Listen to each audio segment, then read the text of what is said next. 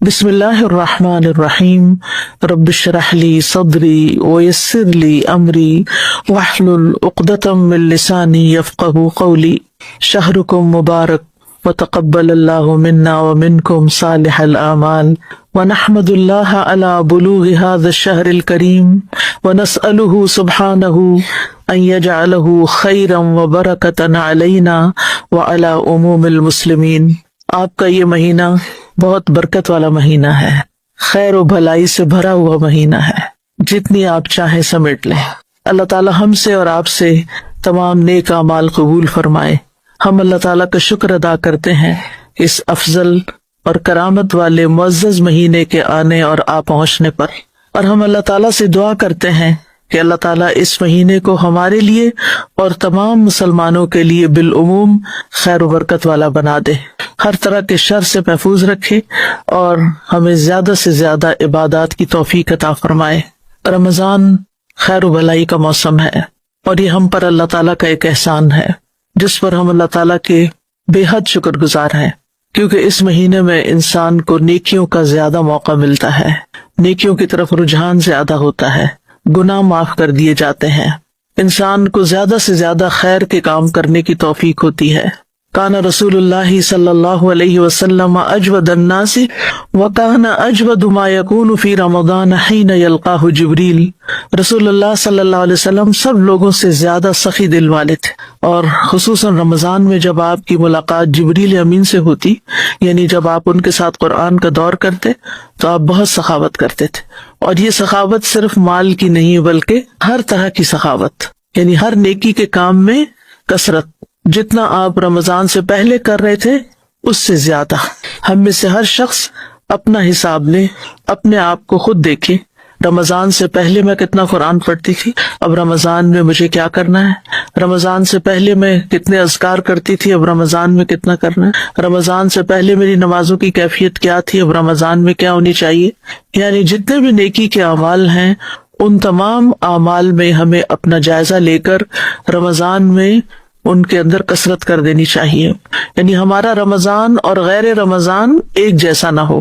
قرآن مجید میں اللہ تعالیٰ 3 طرح کے لوگوں کا ذکر کرتے ہیں، ثم اورثنا الکتاب الذین اصطفینا من عبادنا فمنہم ظالم لنفسہ ومنہم مقتصد ومنہم سابق بالخیرات باذن اللہ۔ پھر ہم نے ان لوگوں کو اس کتاب کا وارث بنا دیا جنہیں ہم نے اپنے بندوں میں سے چن لیا، پھر کوئی تو ان میں سے اپنی جان پہ ظلم کرنے والا ہے، کوئی ان میں سے میانہ رو ہے، اور کوئی ان میں سے اللہ کے اذن سے نیکیوں میں سبقت کرنے والا ہے۔ تو لوگوں میں سے کچھ اپنی جانوں پہ ظلم کرتے ہیں، کچھ درمیانی چال چلتے ہیں، اور کچھ نیکیوں میں آگے جاتے ہیں۔ ہمیں دیکھنا ہے کہ ہم کہاں کھڑے ہیں، ان میں سے ہم کون ہیں۔ کچھ لوگوں پر رمضان بڑا بھاری ہوتا ہے کیونکہ انہیں اس مہینے میں کھانے پینے سے، مباح کاموں سے رکنا ہوتا ہے، اور وہ لوگ دن گن رہے ہوتے ہیں، اس انتظار میں ہوتے ہیں کہ یہ مہینہ بس جلد گزر جائے تاکہ واپس وہ اپنے معمول پہ آ جائیں اور پھر گناہوں کو ویسے ہی کر سکے جیسے پہلے کرتے رہے ہیں۔ تو ایسے لوگ اپنی جان پر ظلم کرتے ہیں، جو نہ رمضان کا صحیح معنوں میں استقبال کرتے ہیں، نہ رمضان میں عام دنوں سے زیادہ عبادت کرتے ہیں، اور پھر انہیں رمضان کا شوق بھی نہیں ہوتا۔ بعض تو روزے بھی نہیں رکھتے، بعض تراویح نہیں پڑھتے، بعض اپنے گناہ نہیں چھوڑتے۔ تو ایسے لوگ اپنے جان پہ ظلم کر رہے ہیں کہ جو اس نیکیوں کے موسم بہار میں نیکیوں سے غافل ہیں۔ یعنی آج کل بہار کا موسم ہے نا، اتفاق کی بات ہے 2 بہاریں اکٹھی ہو گئی، تو بہار کے موسم میں درختوں کے رنگ، پھولوں کے رنگ، ہوا، فضا، پرندے، ہر چیز کے اندر ایک نئی لہر آ جاتی، ایک زندگی دوڑ جاتی۔ تو اسی طرح رمضان بھی نیکیوں کا موسم بہار ہے، اس میں بھی ہمارے اندر ایک نئی ایمانی قوت کی لہر دوڑ جانی چاہیے، ایک نیکیوں کے لیے دوڑنے اور بھاگنے کا ایک ذریعہ ہے یہ مہینہ۔ تو بدقسمت ہے وہ جو اس سے بھی فائدہ نہ اٹھائیں۔ کچھ لوگ درمیانی قسم کے ہوتے ہیں جو عادتاً روزہ رکھتے ہیں، وہ مہینے کے آنے پہ بس راضی ہیں اور اس کے آنے سے غمگین نہیں، اور عادتاً اس طرح کہ جیسے ان کے باپ دادا روزہ رکھتے تھے وہ بھی اسی طریقے پر ان کے گھروں میں بس نماز روزہ چل رہا ہوتا ہے۔ نہ اس مہینے کے آنے سے وہ بہت خوش ہوتے ہیں اور نہ ہی غمگین ہوتے ہیں، تو یہ لوگ مقتصد ہوتے ہیں۔ ایسے لوگ رمضان کو بس ایک رسم کے طور پر لیتے ہیں جیسے سالانہ رسمیں ہوتی ہیں نا، ایسے ہی رسم ہوتی ہے ان کی۔ باقی زندگی بدستور اپنے ڈھرے پہ چلتی رہتی ہے، جیسے وہ رمضان سے پہلے ہوتے ہیں ویسے ہی وہ رمضان آنے پہ ہوتے ہیں، بس وہ روزہ رکھ لیتے ہیں، زیادہ زیادہ تراویح پڑھ لیتے ہیں، لیکن باقی نیک کاموں کا انہیں کوئی شوق نہیں ہوتا۔ رمضان تو آ جاتا ہے لیکن وہ ان کی زندگیوں میں داخل نہیں ہوتا، وہ زندگی کا حصہ نہیں بنتا، وہ ان کے معمولات کا حصہ نہیں بنتا۔ روزہ رکھ کے نہ ان کے دل نرم پڑتے ہیں، نہ ان کے اندر عجز پیدا ہوتا ہے، اور نہ ہی جائز ناجائز کے درمیان تمیز کرنے کی کوئی حس بیدار ہوتی ہے۔ بس ان کے نزدیک روزہ کیا ہے، ایک خاص وقت سے لے کر ایک خاص وقت تک کھانا پینا چھوڑ دینا، اور وہ سمجھتے ہیں کہ بس اسی سے ہی ہمارا رب راضی ہو جائے گا کیونکہ ہم بھوکے رہے ہیں۔ تو یہ صرف ایک رسم بن گیا ہے ان کے ہاں، یعنی جیسے ایک رسم نہ کی تو دوسری کر لی، ایک رسم گزری تو دوسری، اور رمضان کی رسم گزرے گی تو شادیوں کی رسم شروع ہو جائے گی، پھر وہ بھرپور طریقے سے اس میں داخل ہو جائیں گے اور رمضان کہیں گم جائے گا۔ تیسری قسم کے لوگ نیکیوں کے شوقین ہوتے ہیں، سابقون بالخیرات باذن اللہ، اللہ کے اذن سے نیکیوں میں سبقت کرتے ہیں، آگے بڑھتے ہیں۔ تو ہم نے کیا کرنا ہے، عام دنوں کے مقابلے میں ان دنوں میں نیکیوں میں آگے بڑھنا ہے اور شوق کے ساتھ بڑھنا ہے۔ یہ وہ لوگ ہیں جو رمضان کے مہینے کے آنے سے پہلے انتظار کرتے ہیں، دن گنتے ہیں، کتنے دن رہ گئے ہیں رمضان میں، کب آئے گا رمضان، آج چاند دکھائی دے گا یا کل دے گا، پتہ نہیں آج روزہ بنے گا یا کل بنے گا۔ اور وہ اس مہینے میں توبہ کی بھی تجدید کرتے ہیں، گناہوں کو بھی چھوڑتے ہیں، اور زیادہ سے زیادہ تقوی کے حصول کی کوشش کرتے ہیں، کیونکہ رمضان کا مہینہ ہے ہی اس لیے تاکہ ہم اس میں تقوی حاصل کر سکیں۔ یا ایھا الذین آمنوا کتب علیکم الصیام کما کتب علی الذین من قبلکم لعلکم تتقون، یہ مہینہ آیا اس لیے تاکہ ہمارے اندر تقوی پیدا ہو۔ تو رمضان آنے سے ان کے اندر ایک خوشی کی لہر دوڑ جاتی۔ اب جب رات دیر سے رمضان کا پتہ چلا تو پھر کیسی لہر دوڑی، ہم سب اپنا اپنا جائزہ لے سکتے ہیں۔ بالکل ایسے ہی جیسے کسی بچے کے پیدا ہونے کی خوشخبری آتی ہے تو آپ کھل اٹھتے ہیں، تو رمضان کا چاند پیدا ہو گیا، کہتے ہیں آج مون برتھ کا ڈے ہے، تو وہ یا اچانک کسی کو کوئی گفٹ ملے، کوئی مال ملے، کوئی خوشخبری ملے، تو ان کو یہ ہوتا ہے کہ چونکہ اس میں نیکیوں کا ثواب کئی گنا زیادہ ہوگا تو وہ خوش ہو جاتے ہیں۔ تو یاد رکھیے کہ روزہ اللہ سبحانہ تعالیٰ نے اس کی نسبت اپنی طرف کی ہے اور اس کا اجر بھی بہت بڑا بتایا ہے، لہٰذا یہ جو سابقون بالخیرات ہیں اس کے عظیم اجر کی وجہ سے یہ خوش ہوتے ہیں، اور خود بھی خوش ہوتے ہیں اور دوسروں کو بھی اس کی مبارک دیتے ہیں، رسمی مبارک نہیں۔ اللہ کے واسطے کہیں سے اسٹیکر اٹھا کے سارے کانٹیکٹس پہ اسٹیکر مت بھیجیں، اگر کچھ لکھنا ہے تو اپنے ہاتھ سے تھوڑا سا لکھ دیں، ورنہ سب کے لیے دعا کر دیں، اور جو آپ کی زندگی میں موجود ہیں بس ان کو مبارک دے دیں، کیونکہ یہ ایک ایسا رواج چل نکلا ہے جو بہت زیادہ وقت کے ضیاع کا باعث ہے۔ نمبر 1، آپ نیکی کا کوئی کام چھوڑیں گے تو تبھی وہ واٹس ایپ پر سارے کانٹیکٹس پر اسٹیکر پوسٹ کرتے جائیں گے، کچھ چھوڑیں گے تو پھر ہی کریں گے نا، تو آپ نے اپنا وقت ضائع کیا۔ اب میں صبح جب میں نے میسج کھولے تو 110 میسیجز تھے۔ اب آپ سوچئے میں اپنا لیکچر تیار کروں یا ان میسیجز کو رپلائی کروں، کیونکہ یہ بھی نہیں ہو سکتا کہ آپ میسج پڑھیں اور اس کے بعد پھر اس کو رپلائی نہ کریں۔ ایک اور دوسری مشکل یہ ہوتی ہے کہ جب لوگ سٹیکرز اور اس طرح کی چیزیں پوسٹ کر دیتے ہیں تو وہ کھلنے میں بھی دیر لگتی ہے، پہلے انتظار کرنا پڑتا ہے، اور بعض تو ویڈیو کی شکل میں ہوتے ہیں اور بعض ٹک ٹاک کے میسیجز ہوتے ہیں، یعنی اس قدر کوفت ہوتی ہے، اس قدر کہ میری طبیعت خراب ہونے لگتی ہے کہ میرا کتنا قیمتی وقت ضائع ہو رہا ہے، اور اگنور اس لیے نہیں کر سکتے کہ ہو سکتا ہے کسی جینوئن پرسن کا کوئی جینوئن سوال ہو جس کا جواب دے کر میں اس کو کوئی نیکی کما سکتی ہوں۔ تو اس لیے میرا خیال ہے کہ اس رسم سے بھی ہم سب کو باز آنا چاہیے، اور زیادہ سے زیادہ اگر آپ کسی کو یاد کرنا ہی چاہتے ہیں تو آپ اپنے ہاتھ سے کوئی ایسی بات لکھیں جو اس کے ایمان میں اضافے کا باعث بنے، جو اس کے ایمان میں اضافے کا باعث بنے، اس کو کوئی یاد دہانی ہو، اس کے لیے کوئی میسج ہو تاکہ وہ اپنی کوئی اصلاح کر سکے یا اپنے عمل میں اضافہ کر سکے، لیکن رسم نہیں۔ یہ جو کارڈز لینے دینے کی رسم ہے نا، یہ بیسیکلی مسلمانوں کی رسم نہیں ہے، یہ غیروں سے ہمارے اندر آئی ہے۔ اور پھر آپ دیکھیں ویسے بھی فزیکلی بھی جو کارڈز ملتے ہیں ان کا انجام کیا ہوتا ہے، کتنے پیسے اس پہ خرچ ہو جاتے ہیں۔ اس کے برعکس یہ نہیں بہتر کہ اس کارڈ کی بجائے آپ ویسے ہی کسی کی طرف سے وہ صدقہ کر دیں یا کسی غریب کو کچھ کھانے کی کوئی چیز لے دیں؟ تو ایسی چیزوں سے زندگی میں بچنے کی کوشش کریں، ایسی خریداری سے بچنے کی کوشش کریں کہ جس کا انجام محض ویسٹ ہو. یعنی بعض لوگ تو پڑھتے بھی نہیں ہیں اس کو، وہ پڑھ کے گھر میں کتنے آپ رکھ سکتے ہیں اور کتنے سنبھال سکتے ہیں. اور جب آپ سوچیں کہ 100-200 روپے، اب مجھے تو پتہ نہیں، میں تو کبھی خریدا نہیں، اس لیے اگر 200 روپے کا یا 500 روپے کا ایک کارڈ لے کے ایک شخص نے اس پہ عبارت پہلے سے لکھی ہوئی ہے اور آپ نیچے بس صرف اپنے سائن کر دیتے ہیں اور وہ اٹھا کے اس کو آگ میں ڈالتا ہے کہ یہ جلا دوں کیونکہ گھر میں اتنا جنک نہیں اکٹھا کر سکتا، تو یہ کیا ہوا؟ شعور سے کام لیں، عقل سے کام لیں. اس کارڈ کا انجام کیا ہوا؟ کیا انجام ہوا؟ آپ نے پیسے ضائع کیے، آپ نے اسراف کیا. آپ ایک سٹیکی نوٹ پہ، آپ ایک کاغذ کے اوپر کسی کو کوئی میسج لکھ کے دینا دے دیں، یا واٹس ایپ پہ، اب تو سب کے پاس ہی فون ہوتے ہیں، آپ اس کے اوپر میسج اچھا سا کر دیں. لیکن بیکار میں نہ اپنا وقت ضائع کریں نہ دوسرے کا.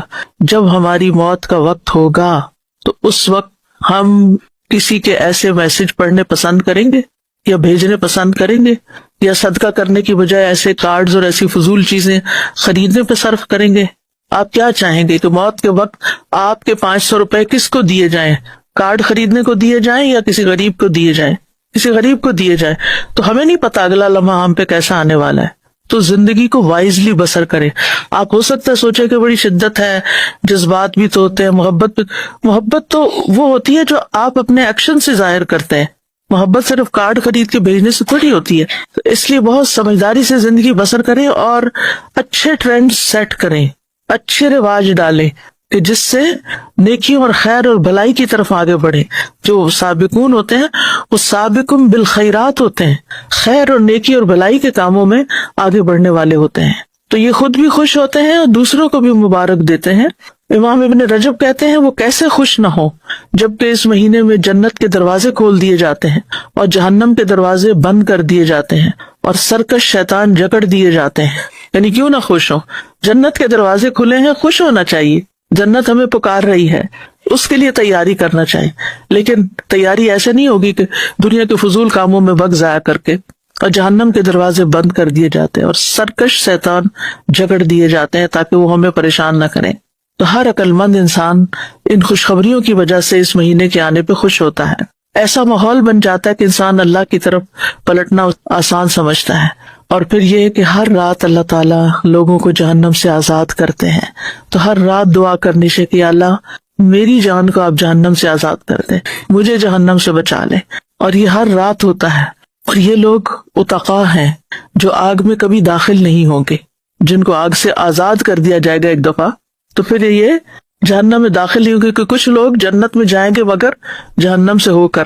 تو ہمیں اس مہینے میں زیادہ سے زیادہ وقت توجہ کے ساتھ اپنی عبادت کی طرف گزارنا چاہیے. روزہ پچھلی شریعتوں میں بھی رہا ہے اور اللہ سبحانہ تعالیٰ نے قرآن مجید میں اس کا ذکر کیا ہے. اور پھر یہ ہے کہ صفات مختلف رہی ہیں. حج بھی مختلف شریعتوں میں رہا ہے. ابراہیم علیہ السلام سے کہا گیا تھا وَأَذِّن فِي النَّاسِ بِالْحَجِّ. اور پھر یہ ہے کہ زکوٰۃ بھی مختلف شریعتوں میں رہی ہے. عیسیٰ علیہ السلام نے کہا تھا کہ وَأَوْصَانِي بِالصَّلَاةِ وَالزَّكَاةِ مَا دُمْتُ حَيًّا.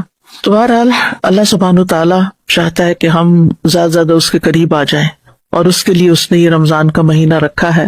اگر کوئی بندہ شکر گزار ہے تو اللہ تعالیٰ اس کو عذاب نہیں دینا چاہتا. ما یفعل اللہ بعذابکم ان شکرتم وآمنتم وکان اللہ شاکرا علیما. اگر ہم نیک کام کرتے رہیں گے تو انشاءاللہ اللہ تعالیٰ کے غضب سے بچ جائیں گے. اور اس کے لیے ضروری ہے کہ ایک طرف نیکیاں کریں اور دوسری طرف اہم ترین چیز جو تقوی والی ہے. تقوی کا مطلب ہوتا ہے بچنا.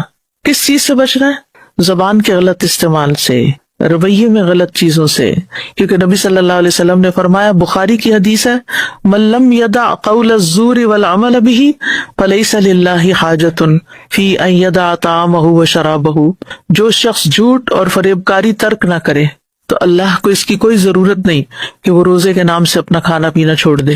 تو روزہ صرف کھانا پینا چھوڑنے کا نام نہیں، بلکہ کس چیز کو چھوڑنا ہے؟ جھوٹ اور فریب کاری اور فضول کام، فضول باتیں، لغویات، بے مقصد باتیں.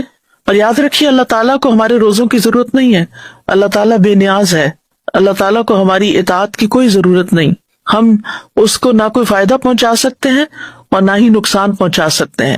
ہماری عبادت سے اس کی بادشاہت میں اضافہ نہیں ہوتا اور ہماری عبادت نہ کرنے سے اس کی بادشاہت میں کوئی کمی نہیں ہوتی۔ یہ تو ہماری زندگی کا مقصد ہے کہ ہم اس کی عبادت کریں۔ وما خلقت الجن والانس الا لیعبدون۔ تو رمضان کیوں آیا ہے؟ تاکہ ہم دن کو روزہ رکھیں، رات کو قیام کریں، اللہ تبارک و تعالیٰ کی کتاب کو پڑھیں، سمجھیں، تاکہ ہم متقین کے درجے تک پہنچ جائیں۔ خاص طور پر رمضان قرآن کا مہینہ ہے۔ شہر رمضان الذی انزل فیہ القرآن۔ امام مالک کے بارے میں آتا ہے جب رمضان داخل ہوتا تو وہ حدیث کی مجلس چھوڑ دیتے تھے، صرف قرآن کی طرف توجہ کرتے تھے۔ امام زہری بھی ایسے ہی کرتے۔ سلف کی اکثریت قرآن کے ساتھ زیادہ وقت گزارتی۔ یہ قرآن کا مہینہ ہے، اس میں زیادہ سے زیادہ قرآن پڑھیں۔ حضرت عمرو بن العاص کے بیٹے عبداللہ بن عمرو جو تھے، ان سے نبی صلی اللہ علیہ وسلم نے فرمایا کہ قرآن کی قرأت 1 ماہ میں مکمل کر لیا کرو، کیونکہ وہ بہت زیادہ پڑھتے تھے۔ انہوں نے کہا اللہ کے رسول میں اس سے زیادہ افضل عمل کی طاقت رکھتا ہوں۔ آپ نے فرمایا 20 دن میں پڑھ لیا کرو۔ انہوں نے عرض کیا اللہ کے نبی میں اس سے بھی زیادہ کی طاقت رکھتا ہوں۔ آپ نے فرمایا ہر 10 دن میں پڑھ لیا کرو۔ ان کا اللہ کے نبی صلی اللہ علیہ وسلم میں اس سے افضل عمل کی طاقت رکھتا ہوں۔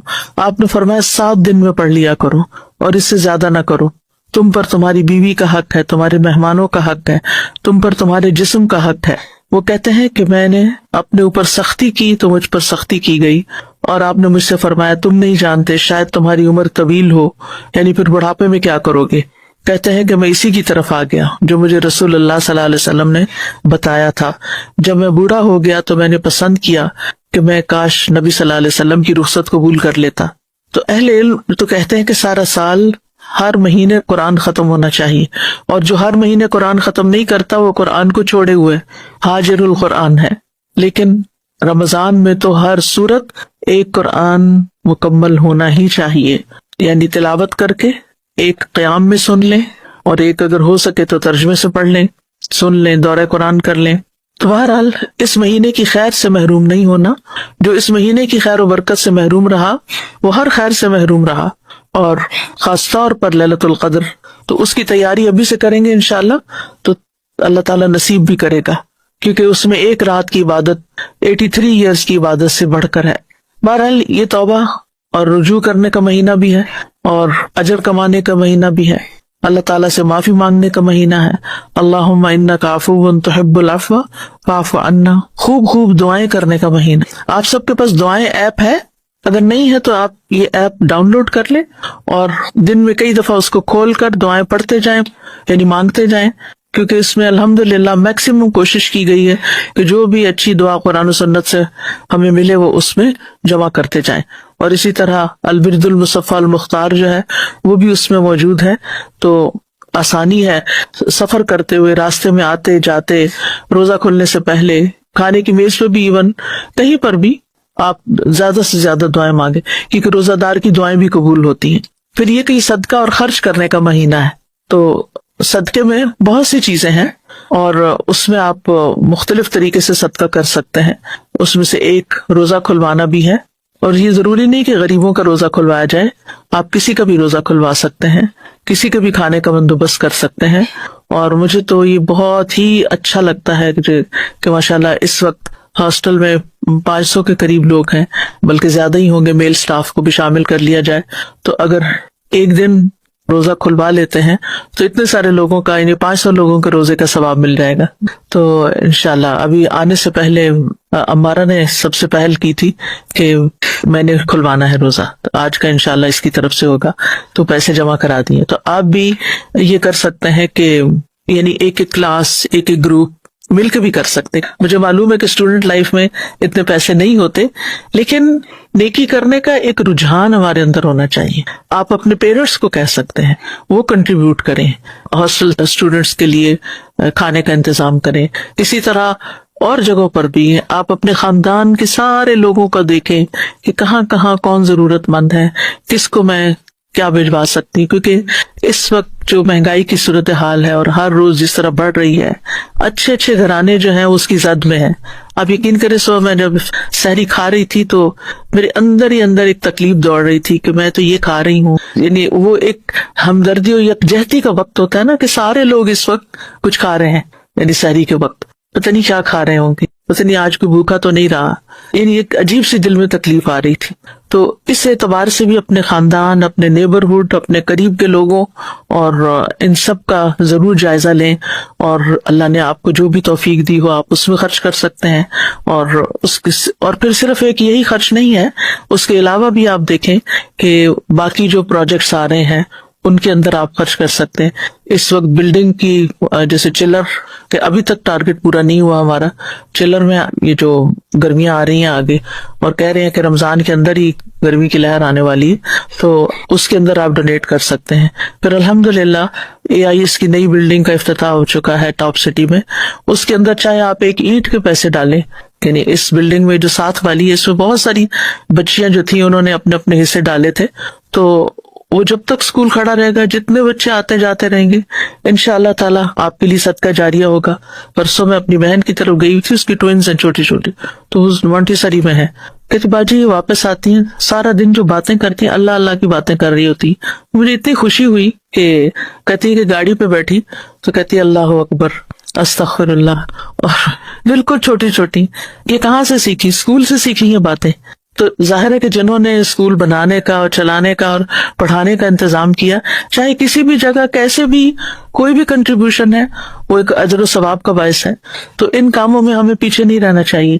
اسی طرح کچھ اور چیزیں بھی آپ کے سامنے آ سکتی، یعنی میں تو یہ دعا کرتی کہ یا اللہ جہاں ایسی ضرورت ہے نا تو آپ خود سامنے لے آ، جو جینوئن ضرورت ہو کسی کی. تو اللہ تعالیٰ ہمیں توفیق بھی عطا کرے، کیونکہ نبی صلی اللہ علیہ وسلم رمضان کے مہینے میں عام دنوں سے زیادہ سخاوت کرتے تھے، اجود الناس. اور پھر جب انسان رمضان کی برکت ہوتی ہے، روزے کی حالت میں ہوتا ہے، قرآن پڑھا ہوا ہوتا ہے اور صدقے کی طرف رجحان ہوتا ہے، تو انسان زیادہ سے زیادہ پھر خیر کے کاموں میں حصہ ڈالتا ہے. تو کچھ لوگوں کو میں نے دیکھا ہے کہ وہ مختلف کیٹیگریز بنا لیتے ہیں جو بھی ان کے پاس ہوتا ہے، اور پھر ہر کیٹیگری میں کچھ نہ کچھ ڈالتے جاتے ہیں.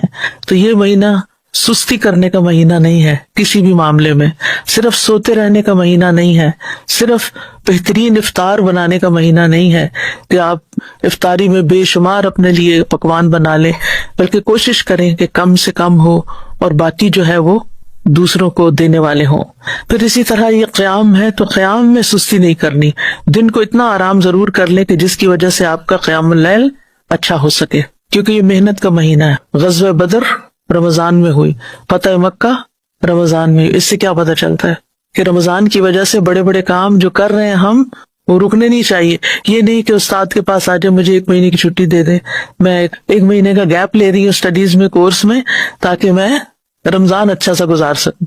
آپ ایک ٹیچر ہیں، سینکڑوں لوگوں کو فائدہ پہنچا رہے ہیں، آپ چھٹی لے کے چلے جائیں کہ مجھے عبادت کرنی ہے تو آپ کلاس کسی اور کو دے دیں، میں ذرا گیپ لے کے جا رہی ہوں عبادت کرنے کے لیے. نہیں، ہمارا دین ہمیں یہ نہیں سکھاتا کہ ہم عبادت کے نام پر اپنے فرائض سے غافل ہوں. ہم اپنے فرائض پورے کریں اور پھر اس کے بعد باقی وقت جو ہے اپنی عبادت کو دیں. ہم اپنی فضولیات کو کم کریں، لغویات کو کم کریں. پھر آپ دیکھیے کہ ہر نیکی کا اجر جو ہوتا ہے نا وہ 10 گنا ہوتا ہے، لیکن روزے کا اجر جو ہے نا وہ اللہ کے ذمہ ہے، وہ گناہ سے نہیں ناپا گیا، وہ اللہ رب العزت نے دینا ہے، الغنی نے دینا ہے، الرحمن الرحیم نے دینا ہے. وہ کتنا ہوگا آپ سوچ ہی نہیں سکتے. لیکن اپنے روزے کو خوبصورت بنائیں، اس کے اندر کوئی ایسی چیز نہیں آنے دے کہ وہ جگہ جگہ سے پھٹا ہوا ہو. کہیں آپ نے کسی کو طنز کر دیا، کسی کو تکلیف دے دی، کسی کو کوئی بات سنا دی، کسی کے ساتھ کچھ کر دیا. نہیں، ضبط نفس. روزہ کیا سکھاتا ہے؟ سیلف کنٹرول، ضبط نفس. تو آپ نے ضبط نفس رکھنا ہے. کوئی آپ سے لڑائی کرنے بھی آ جائے تو آپ نے کہنا ہے انی صائم، میں روزے سے ہوں، میں نہیں لڑ سکتا. جواباً لڑائی نہیں کرنی کسی بھی میڈیا سے، اور خاص طور پر سوشل میڈیا، کیونکہ کچھ لوگوں نے کھیل بنایا ہوا ہے کہ وہ ایک کمنٹ کرتا ہے اور جواباً اس سے بڑی اس کے اوپر یلغار آتی ہے اور برے برے لفظ، اور بعض لوگ تو گالیاں دینا شروع ہو جاتے ہیں ایک دوسرے کو. تو ان سب چیزوں میں بہت ہی احتیاط کرنی ہے. اور اگر بھوک لگے تو کیا سوچنا ہے، پیاس لگے تو کیا سوچنا ہے، تھکاوٹ ہو جائے تو کیا سوچنا ہے. ایک دن ہم اپنے رب سے ملیں گے، ایک دن ہم باب الریان سے داخل ہوں گے اور بالکل سیراب ہو جائیں گے. یہ آج کی بھوک اور پیاس کا بدلہ ہوگا. اس لیے میں نے اس کا ذکر بھی نہیں کرنا کہ مجھے پیاس لگی ہے، میں نے ذکر بھی نہیں کرنا کہ مجھے بھوک لگی ہے. تو ہمیں خوب کوشش کرنی ہے اپنے نفس کے ساتھ، اپنے روزے کے ساتھ، اپنے اوقات کے ساتھ، اور ٹارگٹ کیا ہونا چاہیے کہ دل میں تقوی پیدا ہو جائے. اس کی علامت کیا ہوگی کہ آپ کے دل کے اندر ایک اطمینان آ جائے گا ان نیک کاموں کی وجہ سے, ایک سکون کی لہر دوڑ جائے گی. تو جب ہم ارادہ کریں گے, جب ہم طلب کریں گے, جب ہم کوشش کریں گے, تو انشاءاللہ اللہ تعالیٰ ہمیں تقوی عطا بھی کریں گے, کیونکہ یہ اصل ٹارگٹ ہے اس مہینے میں اچیو کرنے کا. باقی سب تو ذرائع ہیں, چاہے وہ روزہ رکھنا ہے, چاہے وہ قرآن پڑھنا ہے, چاہے وہ ذکر کرنا ہے, چاہے وہ قیام اللیل ہے, چاہے وہ صدقہ خیرات ہے. یہ سارے ٹولز ہیں کچھ اچیو کرنے کے, اور وہ اچیومنٹ کیا ہونی چاہیے؟ تقوی. اور وہ تقوی کہاں ہے؟ دل میں. اور اپنے دل کو کون پہچانتا ہے؟ ہم خود. کہ اندر جھانک کے دیکھیں وہ پیدا ہو رہا ہے یا نہیں. یعنی پورا رمضان آپ نے اپنے اندر جھانکتے رہنا ہے, اپنا حساب کتاب کرتے رہنا ہے, تقوی آ رہا ہے یا نہیں. اور وہ آئے گا نا تو آپ کی زبان بھی درست ہوگی, آپ کے خیالات بھی درست ہوں گے, اور آپ کے اعمال بھی درست ہوں گے انشاءاللہ. اللہ تعالی ہمیں عمل کی توفیق عطا فرمائے, روزے کی, قیام کی, قرات کی, ذکر کی, صدقہ و خیرات کی. واللہ اعلم. وصلی اللہ علی نبینا محمد.